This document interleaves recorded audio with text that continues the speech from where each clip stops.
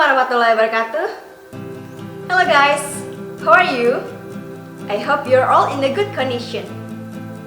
In this occasion, I will discuss about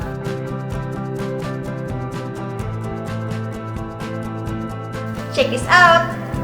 Dalam belajar bahasa Inggris, kita mengenal ada 16 tenses yang harus dipelajari untuk menyempurnakan bahasa Inggris kita. Mengerti tenses sangat berguna untuk menentukan perubahan apa yang bisa kita lakukan terhadap bentuk kata kerja menyesuaikan dengan waktu terjadinya.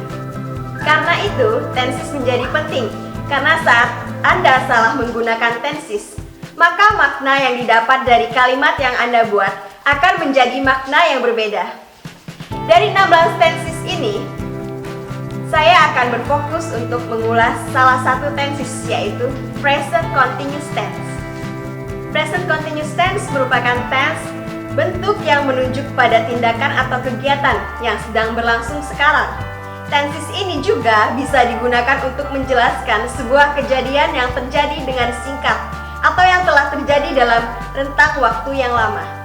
Tenses ini juga dikenal dengan sebutan present progressive tense karena tenses ini bisa digunakan untuk menjelaskan sebuah tindakan yang mungkin atau bisa dilakukan di masa depan.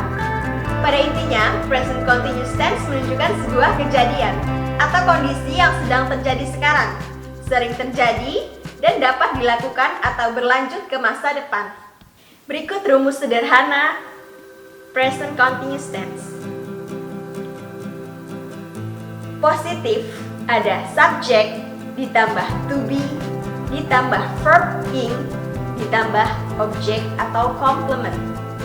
Untuk yang negatif, subject ditambah to be ditambah not ditambah verb ing ditambah objek atau complement. Untuk yang interrogatif, to be ditambah subject ditambah verb ing ditambah objek atau complement. Berikut adalah keterangannya. Subjek di sini yang dimaksud adalah ada I, you, they, we, she, he, dan it. To be ada I'm, is, are. Verb ing di sini yang dimaksud adalah kata kerja yang ditambah ing atau gerund. Objek atau complement di sini adalah pelengkap. Penggunaan subjek dan to be. Jika subjeknya I, di sini to be-nya am. Jika subjeknya you, they, we, kita bisa memakai to be, are. Dan she, he, it, kita bisa memakai is. Kata keterangan waktu yang biasa digunakan dalam tenses ini adalah now. Right now, at the moment, today, just, still, tomorrow, and etc. For example, jadi di sini saya punya contoh kalimat positif, negatif, dan interrogatif. Kita mulai dari yang positif. Berikut kalimatnya. Rina is cooking fish in the kitchen now. Kita ubah menjadi kalimat negatif. Rina is not cooking fish in the kitchen now. Untuk yang interrogatif, kita bisa memasukkan to be-nya dahulu. Seperti ini.